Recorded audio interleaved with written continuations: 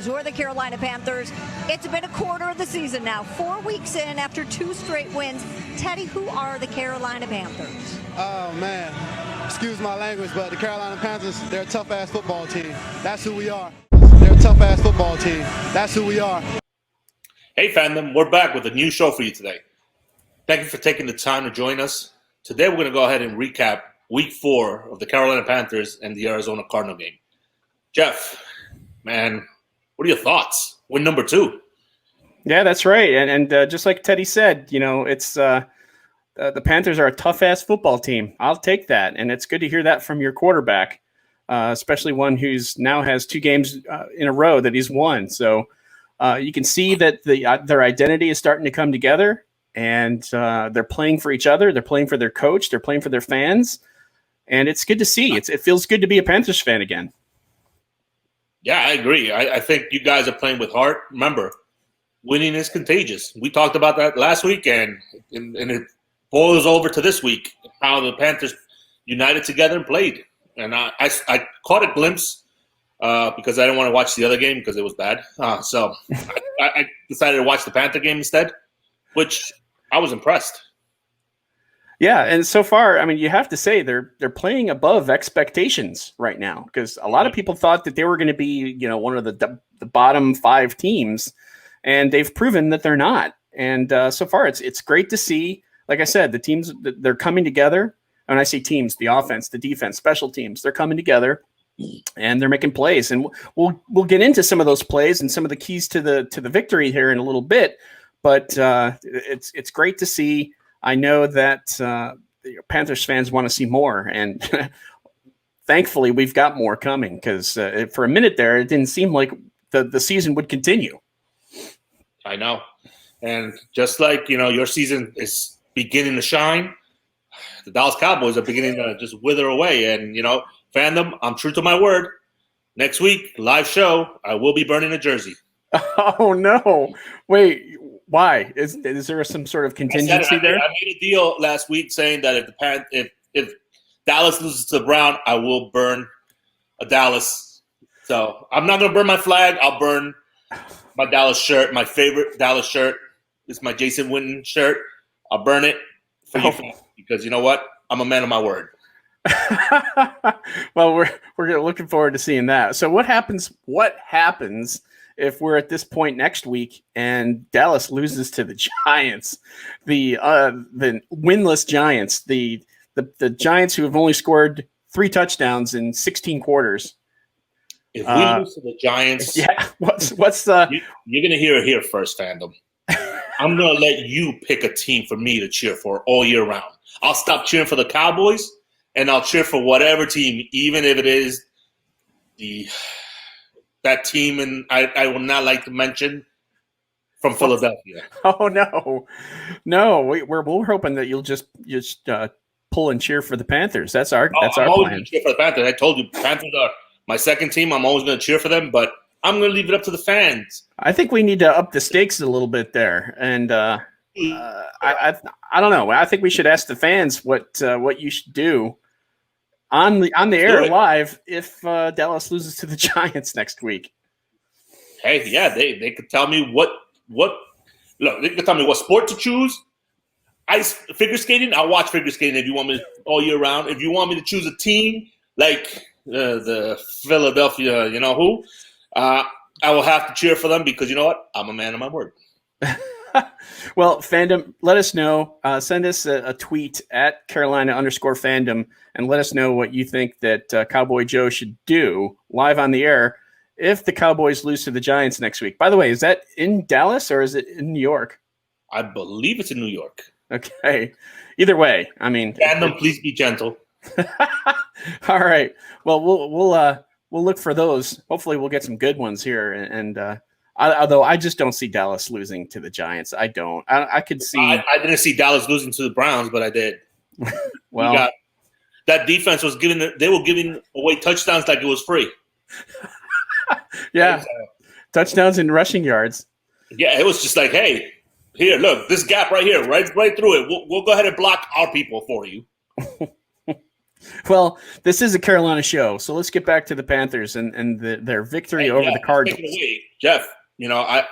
I definitely want to know what the keys were to this victory. I want to know how the Panthers pulled this one off. Well, I'll tell you. In fact, let's just take a look at our keys to victory. Brought to you by Cowboy Joe. Brought to you by Cowboy Joe. All right. Number one, they limited Arizona to 3 scoring drives. They only scored 3 touchdowns, and then the Panthers scored on 5 different drives, and it could have been 6 if it wasn't for a field goal that was missed later in the game. So that's a huge feather in their cap as far as their defense is concerned. I mean, anytime that you can definitely coming together. Yeah. Anytime you can limit Arizona and their high-powered offense to just 3 scoring drives, granted 3 touchdowns, but I mean, one of them the last one was just a garbage touchdown, and they were up pretty good, and so we don't count those. We unfortunately stats do, but so that's one. 2, Panthers owned third down. In fact, they converted 7 of 11 on third down, and they only allowed 3 of 9. So that was huge. In fact, there was a couple different drives where they had a third down that they converted, and they sustained the drive. And Curtis Samuel, I think, was 1 or 2 of those key third downs. Of course, Mike Davis had some play there as well. Reggie Bonifant Moore also pitched in a couple of Robbie Anderson. Yeah. So just being able to convert on third down, that's huge. And we saw that yesterday for sure. What else? They held Arizona to short passes, and Kyler Murray was held to just 133 yards on 24 completions, which, by the way, I don't know if you heard this, but it's the fewest passing yards ever allowed in NFL history with at least 24 completions. So kudos to the Panthers. Kudos to the Panthers. They made out there. Yeah, they made the record book there. So 133 yards. That's, I think, DeAndre Hopkins had 47 yards, I think, on 7 catches or something along those lines. So they did really well against him, especially with who they have, Rasul Douglas and Dante Jackson as the corners. They lost Eli Apple, who had a hamstring injury. But their defense as a whole, including their secondary, did well. And I think a lot of it has to do with the pass rush. Now, they didn't get any sacks. They still only have 3 sacks on the year. But I don't care about the sacks as long as they're able to pressure that quarterback to make mistakes. Exactly. And what they did was just that, and I loved it. Yeah, and there was a couple plays where Brian Burns was literally a split second away from forcing that ball loose and knocking that ball out of the quarterback's hands. So so close on tackle for a loss, a sack, a forced fumble. There's a lot to be happy and look forward to as far as the upcoming games. But next, the Panthers had the ball for over 37 minutes. 37 minutes of time of possession. Anytime you can have that, especially that 8-minute drive in the fourth quarter, just kind of sealed the game. I believe it was the start of the fourth quarter, and they had it for 8 minutes, which is just a very impressive drive. And you knew that as soon as they scored on that the game was pretty much well in hand. So that was a big key. I already mentioned Curtis Samuel He came up clutch on several different plays, especially, as I said, those third down plays. I thought he had a pretty good game, especially with Robbie Anderson led the team with 99 receiving yards. It would have been his third 100-yard receiving game in 4 games, but he just missed it with 1 yard shy. But Curtis Samuel, I think, was kind of the unsung hero in this game, making good on a couple different plays to sustain drives. The offensive line, they played well. They didn't allow any sacks. They've only allowed 8 sacks this year. Greg Little was clutch, of course, with Russell Okung and Dennis Daly out. If he got hurt, who knows what kind of problems and dilemmas the Panthers would have had. I'm impressed with on the offensive line. I'm definitely impressed with them. With what? With the offensive line, the way they're playing right now. Oh yeah. So, right there. That's huge. And lastly here, 168 yards rushing by Mike Davis and Reggie Bonifant. If you would have told me that after Christian McCaffrey went down, that the Panthers were able to do that, I would have taken that all day long. So I'm thankful for that. Mike Davis, of course, had the rushing touchdown. So did Teddy Bridgewater. And that pretty much started the Panthers on their road to victory. They led the entire game and didn't look back. Well, you're missing two key bullet points that, Bridgewater finally, getting that confidence back, becoming more adapt to the offense. That's one. And then I don't know if you noticed it, but I noticed it as I was flipping channels from the Dallas Cowboys, and I'm not going to mention the other team, but I saw CMC coaching up Mike Davis, talking to him, hey, move this way, move that way. I was impressed. You know what? We have a future coach in hand, but I think everybody sticking together, gelling as one, including the injured players. I think it's building this confidence for the Panthers to continue going and moving up. Yeah, and I don't know if the division becomes a Tampa Bay run, and the Panthers are right behind it. I think it's just going to get better as they go. And speaking of Tampa Bay, because right now they're the team that's in the driver's seat in the NFC South, and they're going through some injuries too themselves. Of course, they've got Chris Godwin, who's hurt with a hamstring injury that he re-injured, so that's going to take a little bit longer to heal. You've got Mike Evans, who's got a ankle injury, possibly a high ankle sprain. Those don't just go away. Ask Michael Thomas. I mean, he may have finished the game, but once he's done with the game and that ankle gets a chance to swell, yeah, all the adrenaline and everything runs out. That's it. You're gonna feel it. Exactly. So I mean, he's not a lock to play next week. He isn't. I doubt he practices much, if at all. And then Scotty Miller, another guy, he's hurt. I forget his ailment, but I know he's hurt. I mean, who do they have? Justin Watson left, and OJ Howard is now out also with a torn Achilles. Well, let me tell you something. This year, it's just a year of injuries. Everybody's getting injured. It is. It is.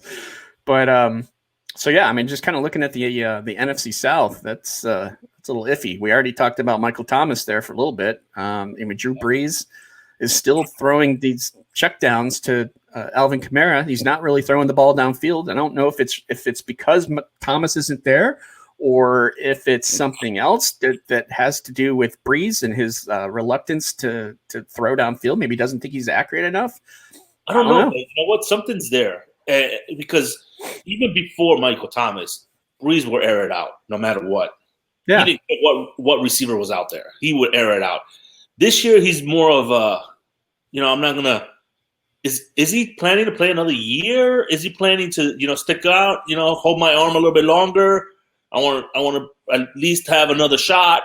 There's a lot of questions there that I think Brees is the only one who could answer, but he's holding back a little bit. That's my take. I think so too, and I'm not even sure if he really knows if he can or can't.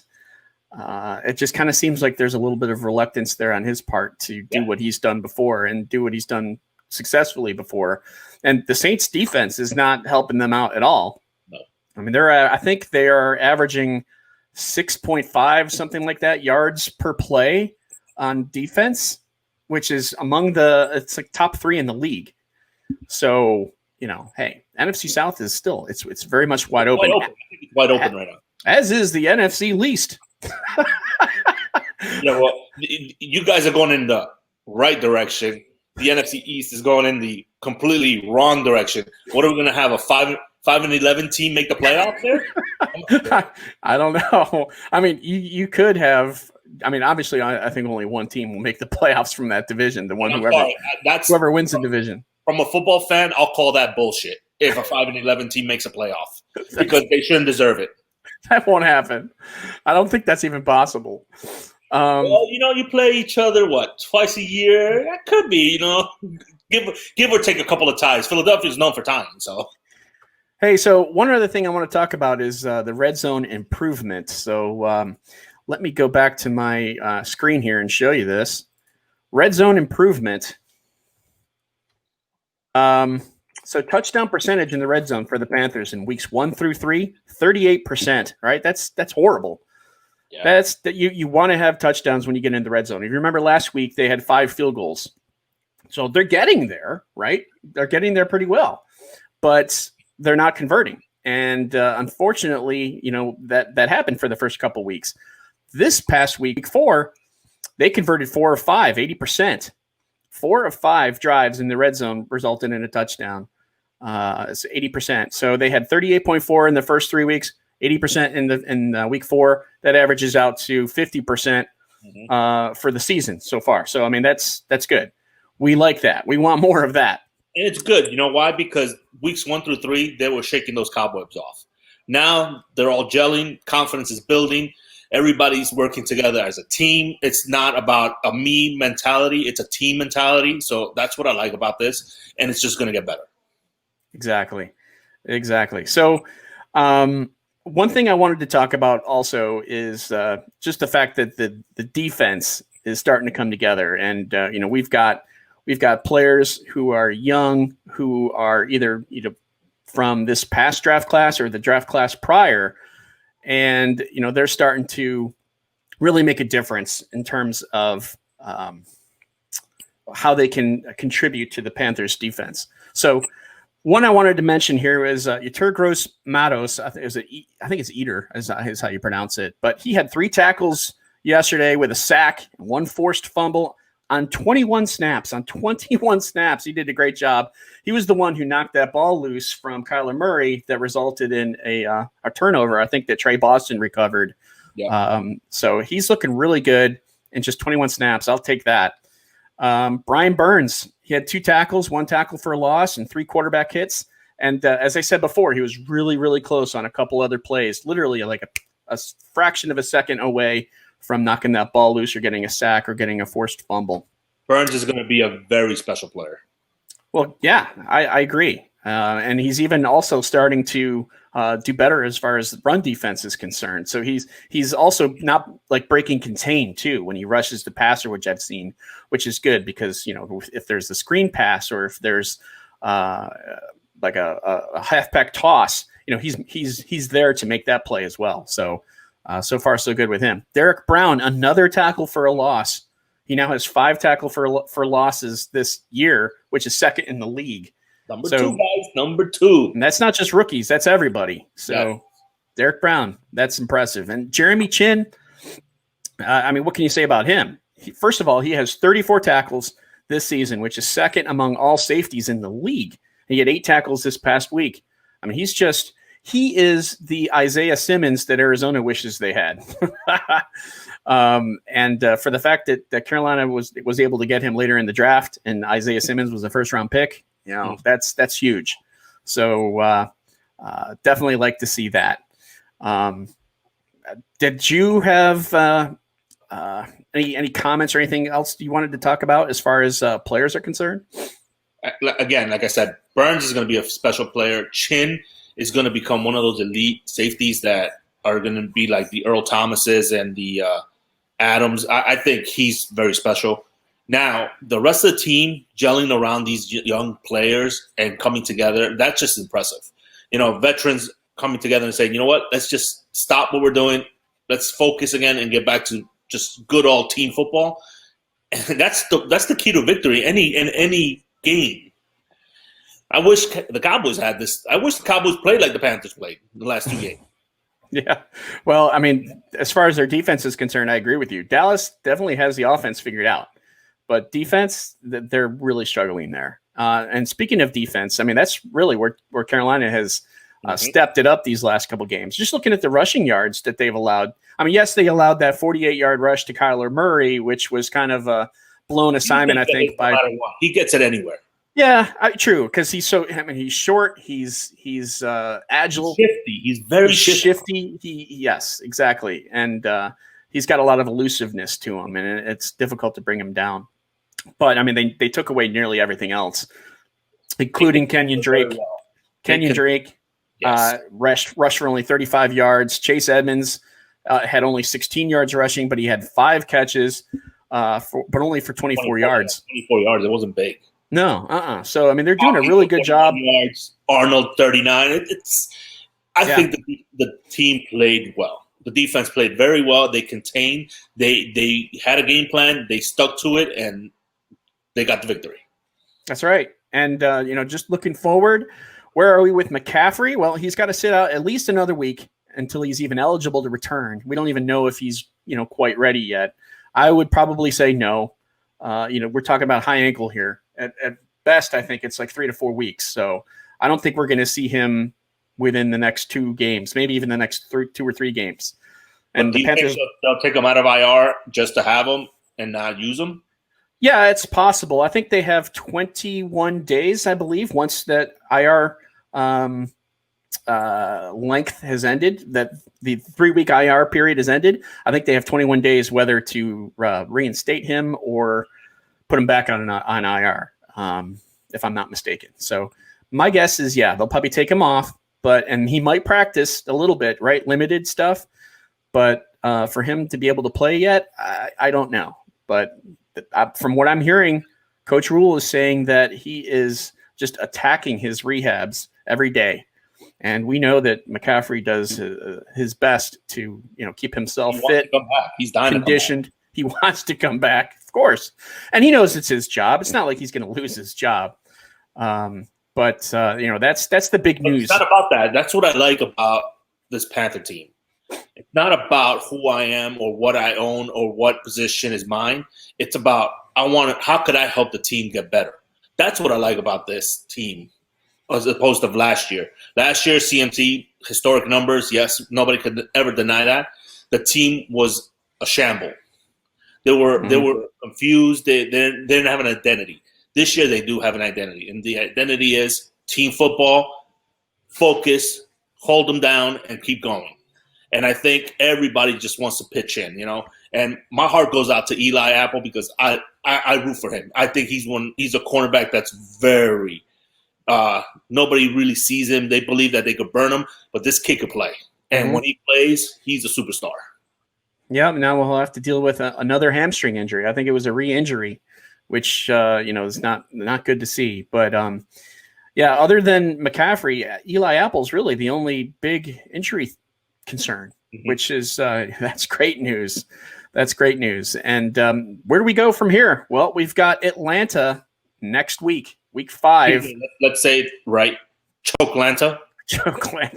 Yeah.